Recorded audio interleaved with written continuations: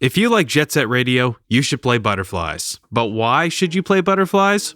That might take a little time to explain. The game from indie dev Le Crew, led by Le Capitaine, has released on Steam, which is pretty cool to see years after I tried the first demo. While it's obviously not a project to the scale of something like Bomb Rush Cyberfunk, it still does well at trying to capture the feeling of the Jet Set Radio games. So, let's talk about why I think it's worth your time. Revisiting Butterflies has been interesting for me, to say the least. It's been almost 5 years since I received the demo and put out the video on the first version of the game. As a proof of concept, it was definitely a bit rough, but I like the potential I saw in the game.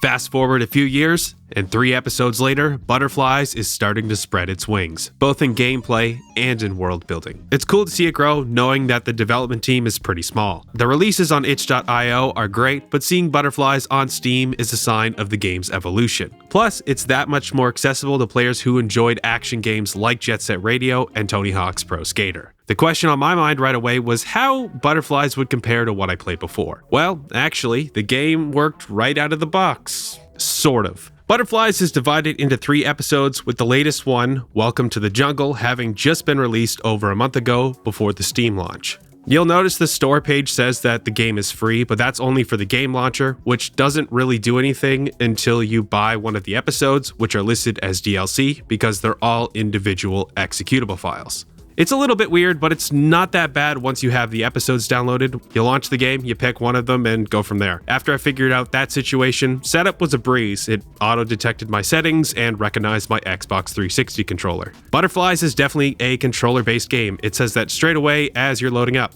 It has similar controls to the original Jet Set Radio with some pretty crazy gravity. That being said, Butterflies does have some differences. For one thing, you don't need to collect spray cans for graffiti or health. You restore your health through trick combos, and you can tag walls as you like. Each episode has a number of graffiti spots with the option to spray quickly just for points or take some time to make a true mural. I thought I would miss the resource management of spray cans, but turns out I don't. It's nice because it just lets me freely explore. Aside from the main objective, the game also has some side missions that really play kind of like a mission in Tony Hawk. As you're running around spraying the green X's for graffiti tags, you'll notice blue X's that activate missions. Usually it varies from a combo line, a speed challenge, or a graffiti challenge. They're all pretty doable within a couple tries. It's not too hard. You can also track the missions via the main menu, which was helpful. Add in the option to wall ride basically anywhere, as well as spawn teleport around the level. And I think there's a few features here I really wish were in the Jet Set Radio games. But learning how to play the game can take some time. All this information I gave you was from having played the first demo and then all 3 episodes. It's not included in the game. It can be kind of daunting because you just get dropped right into the game in a new world without any direction, especially if you're used to a tutorial from a similar kind of game. I wonder if maybe having a tips and tricks menu or maybe like a objective tracker might be helpful for players who are just starting out. But once you get going with Butterflies, you'll really start to notice the world around you. The story centers around teenage skaters, known as rudies, trying to show some self-expression while under the watchful eye of the militant state of General Sakamoto. But usually some spray paint will get you some privacy. There's even a nice intro in episode 3 narrated by a radio DJ.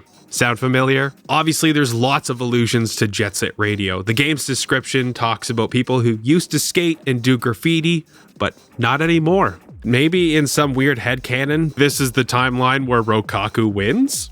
Let's just hope it's not as complicated as the Zelda timeline. The references continue on in the game itself, and I will say I do really like the aesthetic of Butterflies. There's a nice color balance between characters and objects, all accompanied by that iconic cel shading you know and love with some really cool low poly grittiness. It may not be the most refined look, but Jet Set Radio was known for pushing visual boundaries over conforming to rigid standards, so I like the experimentation. The UI has also seen some polish from the last time I played the game too. Episode 3 looks really cool, and some of these visual changes have made their way to the first 2 episodes as well to improve the overall experience. There's lots to see, hear, and do in Butterflies now, and it kept me hooked and wanting to play more. When I wasn't on a mission, I was messing around with combo lines, seeing where I could grind or wall ride, or trying to collect music CDs in episodes 2 and 3, all while listening to more great music. There's a lot more to the soundtrack of Butterflies, and I found a few artists I really like. Episode 3 also features a track from my pal Shido, which is pretty cool. The The songs aren't mixed together in a DJ set style like Jet Set Radio, but you can change your track on the fly, so I think the trade-off is okay. There's also been some cutscene voice acting added in episodes 2 and 3. There's not a lot, but it works with the presentation. I think there could be a little more compression and rebalancing with the dialogue audio, especially since the game music is so loud and compressed, but that's really a small critique. And I don't want to go overboard on critiquing Butterflies because I appreciate the hard work that went into making this game, and I had a lot of fun exploring around this world. But there are a few things holding this game back from truly being able to soar. Right off the bat, you gotta add bindable controls, or even like a control list in the menu to reference. You can't tweak the controls, and you also have to kind of trial and error your way through moving in the game. Now, if there's an emphasis on gamepad use over using a keyboard, that's fine. It would just be good to have the ability to change things up control-wise. I asked Capitaine about this. They're gonna try to look into it, but it was mostly due to some errors in the game engine. Stay tuned. Hopefully this gets patched, and hopefully you'll have some bindable controls soon. Another thing with controlling the game, I found the camera controls were fine, but a little clunky. Sometimes I could get it to reset to my character if I held down the camera reset button, but sometimes it was trial and error with getting it to play nicely. Sometimes it would just fly everywhere. Just know, the camera is very sensitive and it definitely likes to wander. Hopefully it's not just me being really weird at controlling video games, I don't know, but it was doing some wonky stuff. Some of the aspects of the game can definitely take some getting used to, so I think maybe some more explanation, like I said before, in-game tips and tricks would be helpful for new players. The mini-map in episode 3 works decently well, especially compared to the Jet Set Radio maps.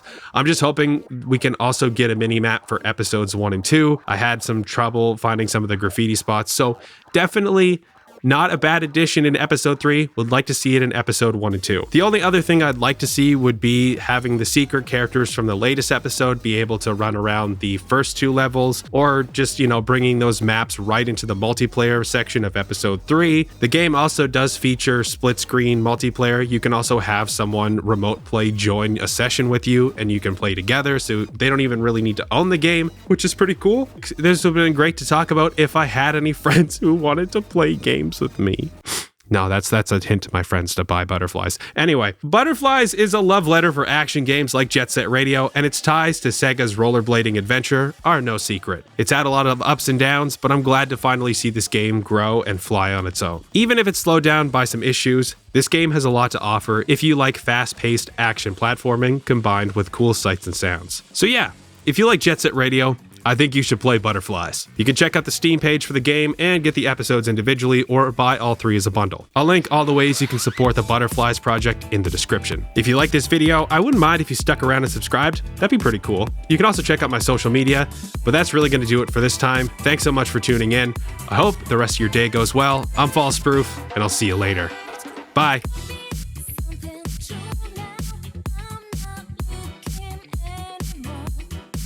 The times are